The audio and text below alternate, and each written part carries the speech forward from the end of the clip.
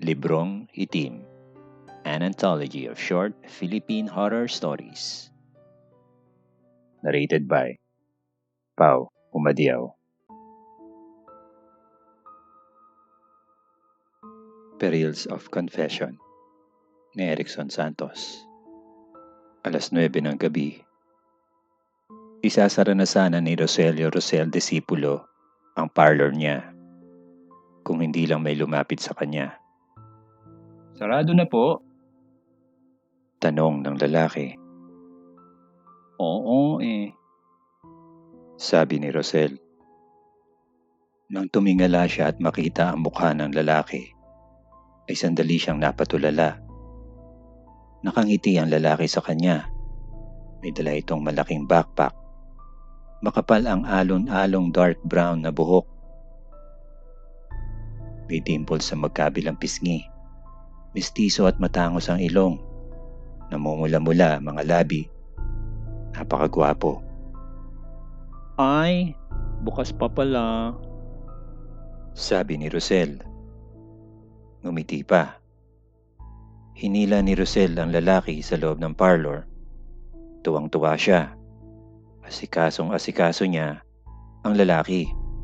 Siya pa nagtabi ng backpack nito. Nang makaupo ang lalaki sa upuan sa parlor, minasa-masahe niya ang balikat nito. Gusto mo ng tsupet? Sabi ni Rosel. Pagkatapos ay tumawa ng matinis. Chupet? Bahagyang nagsalubong ang kilay ng lalaki habang nakangiti. Halatang nalilito. Gupit na may kapalit. Sabi ni Rosel. Tapos ay tumawa uli.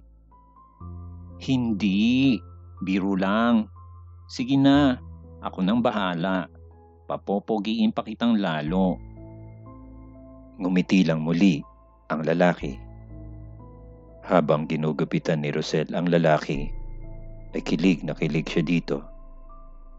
Dinaldal niya ito at tinanong ng kung ano-ano. May girlfriend ka na? Tanong ni Rosel. Wala pa. Sabi ng lalaki. Pwede pang mag-apply? Tumawa lang ang lalaki.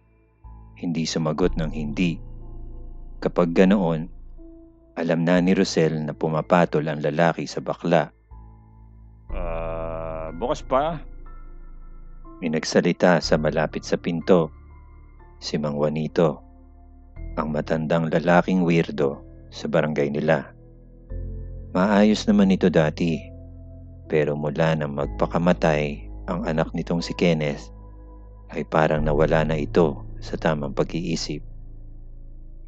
Sa kasalukuyan ay nasa poder na lang ito ng mga mayayamang kapatid nito. Napasimangot si Rosel. Ay hindi. Sarado na. Sorry. Kailangan ko talaga. Pagod na ako Last na tong customer na to. Sige na. Lipat ka sa iba. Sabi ni Rosel. Gusto niyang masolo ang gwapong customer. Parang naiinis na nalulungkot na tumango na lang si Mang Juanito bago umalis. Hay nako. Istorbo pa yon. Pasensya na. Sabi ni Rosel. Bumalik na ang ngiti. Ano nga palang pangalan mo? Hindi sumagot ang gwapong lalaki. Hindi na rin ito nakangiti. Uy, Pogi. Sabi ni Rosel. Hinawakan niya sa balikat ang lalaki. Ano bang pangalan mo? Pagtingin niya sa salamin, nakita niya ang refleksyon nito. May galit siyang nakita sa mga mata nito. Nagsimulang kabahan si Rosel. Pogi. Biglang tumayo ang lalaki mula sa upuan. Mabilis ang kamay nito. Tinabig ang kamay ni Rosel na may hawak na gunting. Bumaksak ang gunting sa sahig. Hindi na nakapag-react si Rosel dahil bigla siyang sinakal ng lalaki gamit ang isang kamay nito. At mula sa bulsa nito ay naglabas ito ng isang mahabang kutsilyo. Agad na itinutok ng lalaki ang kutsilyo sa tiyan ni Rosel. Aminin mo lahat ng ginawa mo, bakla. Sabi ng lalaki. Nanlilisik ang mga mata. Aminin mo lahat. O papatayin kita. Iginapos ng lalaki si Rosel sa isang kahoy na silya sa isang silid sa itaas ng bahay niya. Panay ang iyak ng bakla. Kumalat na sa mukha ang makeup niya. Gusto niya sumigaw at humingi ng tulong. Pero natatakot siya sa maaaring gawin ng lalaki na nakaupo sa harap niya. Titig na titig ito sa kanya. Sino ka ba? Basag ang tinig na sabi ni Rosel. Nanginginig ang pang-ibabang labi niya at panay ang singhot. Hindi sumagot ang lalaki. Pinaglalaroan lang nito sa kamay ang hawak nitong kutsilyo. Sino ka ba? Bakit mo ginagawa to? Para pigilan ka sa masamang ginagawa mo. Wala akong ginagawang masama. Hindi mapigil ang sigaw ni Rosel. Baka hindi ako yun. Wala akong ginagawang masama. Impit na napatali si Rosel nang mabilis na lumapit sa kanya ang lalaki at sinampal siya ng pagkalakas-lakas. Ikaw yun, Roselio. Walang yaka. Huwag ka na magkaila. Hindi nakapagsalita si Rosel. Nangangapal ang mukha niya sa lakas ng pagkakasampal sa kanya. Pinilit niya uling makawala sa pagkakagapos pero walang silbi yun. Hinawakan ng lalaki ang baba niya. Mariin. Pakakawalan kita, Rosel. Pakakawalan naman kita eh. Sabi nito. Sa isang kondisyon, magpe-Facebook live tayo at aaminin mo lahat sa mga kaibigan mo ang mga kahayupang ginawa mo. Umiling si Rosel. Umagos ang luha sa kanyang mga pisngi. Hindi ko alam ang sinasabi mo. Sabi niya. Pilit niyang inilalayo ang muka sa pagkakahawak ng lalaki. Takot siya sa maaari nitong gawin. Huwag mo kong utuin, bakla. Nanlalaki ang mga mata, nasabi ng lalaki. Sa bawat oras na hindi ka sumusunod sa utos ko, lalong iinit ang ulo ko sa iyo at hindi mo magugustuhan ang mga pwede kong gawin sa iyo. Hahanapin nila ako. Sabi na lang ni Rosel. Pilit niyang ginagawang matapang ang tinig. Marami akong kaibigan. Baka akala mo, pupuntahan nila ako dito. Makikita nila tong ginagawa mo. Kaya tigilin mo na to. Hindi na sumagot ang lalaki. Iginala nito ang paningin sa paligid. Ngumiti ito na may nakakuha ng interes nito. Nilapitan nito ang bagay na iyon. Takot si Rosel na lumingon, na alamin kung ano ang kinuha ng lalaki. Nang makabalik ang lalaki sa harap niya, ay may dala na itong plancha ng damit. Ngiting-ngiti ang lalaki sa kanya. Hahanapin nila ako. Hahanapin nila ako. Piyok ang tinig na sabi ni Rosel. Panay ang iling niya, kaya panay din ang pagpatak ng mga luha sa magkabilang pisngi niya. Kaya please, pakiusap. Hindi kita isusumbong sa pulis. Huwag mo na lang ituloy ito. Isinaksak nito sa pinakamalapit na outlet ang plancha.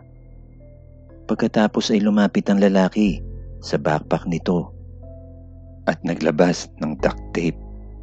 Lumapit ito sa kanya. Ngiting-ngiti pa rin. Pakiusap. Pag-usapan natin to. Please. Rosel was squirming on his seat.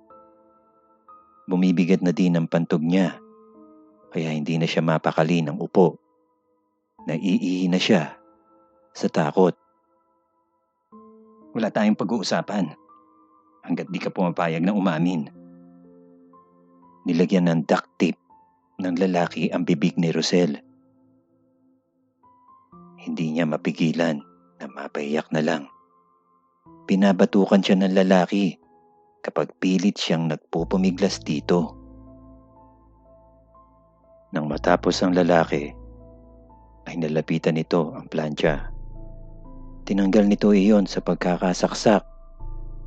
Pagkatapos, ay dahan-dahang lumapit sa kanya. Hanggat hindi ka umaamin sa lahat ng ginawa mo, papahirapan kitang hayop ka. Biglang inilapat ng lalaki ang plancha sa mukha ni Rosel. Nanlaki ang mga mata niya nang lumapat ang mainit na pitan ng plancha sa kanyang mukha. He heard his flesh sizzling, and soon he could almost smell his flesh burning like it was being grilled. Pilit siya nagpumiglas mula sa pagkakatali kahit natuklap na ang balat niya sa braso. Namaluktot ang mga daliri niya sa paa sa sobrang sakit, at alam niyang walang nakakarinig ng mga sigaw niya. Iniangat ng lalaki ang plancha. Parang may parte pa ng balat niya na nakadikit sa bakal niyon. Sunod ay dinukot nito ang kutsilyo sa bulsa nito at sinira ang damit niya. Tinanggal nito ang bra ni Rosel. The man exposed his breast. Ano kayang mangyayari kapag nainitan tong peking boobs mo? Nakangising tanong ng lalaki. Lalong namilog ang mga mata ni Rosel. Umungol siya. Tinignan ng lalaki na may pagmamakaawa. Inilapat nito ang plancha sa dibdib niya, causing him extreme pain once again. He was afraid the silicone would burst inside him. Fortunately, it didn't. The man was grinning when he decided he was done torturing him. Aminin mo lahat ng ginawa mo, bakla. Sabi nito, natatawa-tawa. Kung ayaw mong unti-unti kitang patayin. Hindi ako aamin. Wala akong aaminin. Sigaw ni Rosel. Ikalawang gabi na nakagapo siya sa silya at sinasaktan ng lalaki. Hindi siya hinahanap ng mga kaibigan niya. Nagawan na ng lalaki ng paraan iyon. Pinilit siya nitong ibigay ang password niya sa Facebook at chinat nito ang mga kaibigan niya. Nagpapaalam na mawawala siya ng ilang araw. Alam mong meron? Sabi ng lalaki. Isang sabi lang na aaminin mo ang lahat sa Facebook Live. Tapos na ang problemang ito. Pero hindi nakinig si Rosel. And the guy found the ways to torture him. From mundane to extremely disturbing. Kumakain to ng masasarap sa harap niya. Inuluto ang mga pagkain sa ref niya. Samantalang siya ay pinakain nito ng dagang bahay na pinatay nito sa harap niya. Nilaga ng lalaki ang daga, pero hindi tinanggal ang mga lamang loob niyon. Kitang-kita niyang lumulutang ang maitim na bituka ng daga sa nangingitim ding sabaw. Ang ngipin at bigote ng daga ay kitang-kita pa rin niya.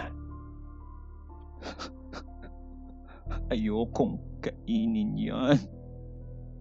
Sabi ni Rosel. Umiiyak. Naduduwal na siya habang nakatingin pa lang sa pagkain. Wala kang magagawa. Ayaw kitang mamatay sa gutom nang hindi mo nasasabi ang lahat ng ginawa mo. Ipinatong ng lalaki ang mangkok sa mesa sa tabi niya. May kutsara ang lalaki sa kanang kamay. Kutsilyo sa kaliwa. Naroon siguro ang kutsilyo para hindi siya magtangkang kagatin ito. Kumutsara ito ng sabaw ng nilagang daga. Pilit iyong isinubo sa kanya. Pilit niyang iniiwas ang ulo habang nakasara ang bibig. Patuloy din ang pagpatak ng kanyang mga luha. Subukan mong huwag kumain. Ipapaligo ko sa iyo ang mainit na sabaw niyan. Nakangising banta ng lalaki. Nakaramdam ng panlalamig si Rosel. Napatingin siya sa mangkok na may umuusok na sabaw at parang gusto niyang magwala. Wala nga lang lakas ang mga braso niyang tuklap na dahil sa sobrang pagpupumiglas. Open your mouth. Here comes the train. Sabi pa ng lalaki. Tatawa-tawa. Umanga si Rosel at isinalaksak ng lalaki ang kutsara sa bibig niya. Napakainit ng sabaw. Hindi nito pinag-abalahang hipan. Namilog ang mga mata niya nang maramdaman ang pagkalapnos ng bibig at dila niya. Iyon na lang ang nasabi niya. Nasusuka na si Rosel. Hindi naman iyon alintana ng lalaki. Tatawa-tawa lang iyon. Dinurog nito ang malambot ng laman ng daga gamit ang kutsara at pilit ding pinakain sa kanya. Umiiyak siyang sumunod. Hindi niya kinaya ang pakiramdam niyon sa bibig niya. Dama pa niya sa bibig ang balahibo niyon. Humihikbing nilulok na lang niya yon. Nagpatuloy ang pag-torture nito sa kanya. Kinakalagan lang siya nito kapag dudumi siya. Ang paalang niya ang kinakalagan nito. He would make him squat above a pail. He would laugh at his misery. Inukit nito ang salitang puta sa binti niya. Nilalagyan nito minsan ng asin ang sugat, dahilan para halos umikot ang mga mata niya sa sakit. Minsan, dinidilaan pa nito ang asin sa sugat niya. At sa mga pagkakataong ganon na ipinapakita nito kung gaano ito kabaliw, nanginginig ang buong katawan niya. Alam na ni Rosel na hindi na siya dapat umiyak. Tuwang-tuwa ang lalaki kapag umiiyak siya. Kaya kailangan hanggang kaya niya, pigilan niya ang sarili niya. At alam niyang papatayin siya nito. Alam niya na papatayin lang siya nito kapag hindi pa siya umamin. Kaya wala nang saysay na magsinungaling. So, on the fourth night of his captivity, he said, Aaminin ko na. Sabi ni Rosel. Aaminin ko na lahat. Ngumisi ang lalaki. Pero ayoko sa Facebook Live. I-record mo na lang. Tapos i-upload mo. Ayoko marinig ang sasabihin nila habang umaamin ako. Maduduwag ako. Mukhang pinag-isipan ng lalaki ang sinabi niya. And soon, he got himself a deal. Nakaupo si Rosel sa tapat ng kamera.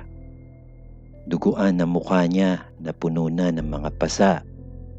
Naniningkit na ang mga mata niyang nangingitim na sa bugbog.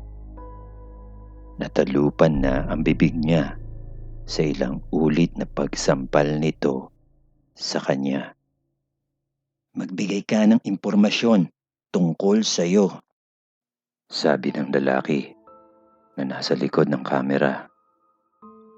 Roselio Chavez, sabi ni Rosel. 30 years old. Ipinanganak dito sa Pasig. Ano ang ginawa mo, Rosel? Sabihin mo lahat ng ginawa mo. Tumingin si Rosel sa kamera. Umagos sa mga luha niya sa pisngi.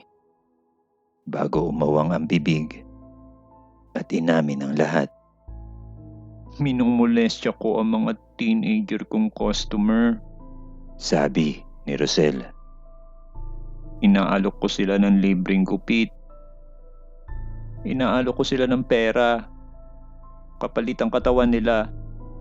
Karamihan sa mga teenager na lalaki dito sa amin, napilit ko na makipag-sex sa akin. Ilang taon ang pinakabatang minolestya mo, bakla? Kinagat ni Rosel ang ibabang labi niya.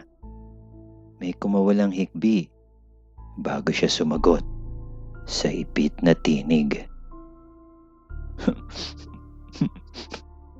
15. Biglang nagtaas ng boses ang lalaki. Bigla din nitong hinugot ang kutsilyo nito sa bulsa. Putang ina mo. Alam ko ang totoo. Magsabi ka ng totoo o sasakalin kita gamit ang bituka mong hayop ka. Kumabog ang dibdib ni Rosel sa takot. Panay ang iling niya. Binabawi ang unang sinabi. 11. He said. 11 ang pinakabata. Anong pangalan niya? Kenneth. Sabi ni Rosel. Ang anak ni Mang Juanito, iyong lalaki sa barangay nila na nasiraan ng bait. Si Kenneth. Minolestya ko si Kenneth. Ano ang ginawa mo kay Kenneth? Idetalye mo. Sabihin mo sa lahat. Umaalog ang mga balikat ni Rosel. Hindi na mapigilan ang pag-iyak. Kinakapos na siya ng hininga sa tindi ng kanyang emosyon. Sabihin mo! Sabihin mo lahat ng ginawa mo kay Kenneth. Sabihin mong hayop ka ang lahat ng ginawa mo sa katawan niya. Mabilis na tumingala si Rosel para titigan ang lalaki. Hindi ko kaya. Sigaw niya. Dumadaloy ang luha sa mga sugat sa mukha. Hindi ko kaya, parang awa mo na. Hindi ko kaya. Ikinahihiya mo ang ginawa mo. Ikinahihiya mo kung gaano ka kaduming bakla ka. Panay ang iling ni Rosel. Hindi ko kaya. Alam ko nang mali. Lumabas na ang uhog sa ilong ni Rosel. Naglambitin sa nanginginig niyang mga labi. Sorry. Sorry. Iyon na lang ang nasabi niya. Hinipuan mo siya, di ba? Dinilaan mo ang katawan niya, di ba? Hayop kang bakla ka. Tama na. Sabi ni Rosel. Please, tama na. Kung kaya lang ni Rosel natakpan ang mga tainga niya, ginawa na niya. Ginawa mo pa din kahit umiiyak na siya. Sinabi mo lang sa kanya na masasarapan din siya sa huli. Ginawa mo yung lahat, di ba? Hindi na nakapagsalita si Rosel. Parang naninikip na kasi maging ang lalamunan niya. Parang lalo pa iyong ikinagalit ng lalaki. Lumapit ito sa kanya at bigla siyang pinagsasampal Sinadya pa nitong patamain ang palad sa mga sugat niya. Aray, maawa ka, please. Sabi ni Rosel. Panay ang hagulgol. Pero hindi huminto ang lalaki. Halos ilang minuto din siyang sinaktan ng lalaki. Nang mapagod ito, ay hinihingal itong napaupo sa sahig. Ilan saglit lang, natitig pa rin ito sa kanya ng masama hanggang sa tila kumalma na ito kahit paano. Nakuha mo na ang gusto mo. Nakayukong sabi ni Rosel. Tumutulo sa sahig ang kanyang dugo. Wala na siyang nararamdaman ng mga sandaling iyon. Ang gusto na lang niya ay makaalis doon. Hindi na niya kaya na matorture pa ng lalaki. Parang awa mo na. Palagan mo na ako. Ilang segundong tumahimik ang lalaki bago sumagot. Sige. Sabi ng lalaki. Kakalagan kita. Kakalagan kita at bibigyan kita ng 1 minuto Para tumakbo. Ano? Nabiglang sabi ni Rosel. Wala yan sa usapan. 1 minuto para tumakbo. Pagkatapos ay susunod na ako sa iyo. Kaya tumakbo ka ng mabilis. Magtago ka. Dahil kapag naabutan kita, inilapit ng lalaki ang mukha nito sa mukha niya. Tatalupan kita ng buhay. Ilang ulit nadapa si Rosel sa pagtakbo niya.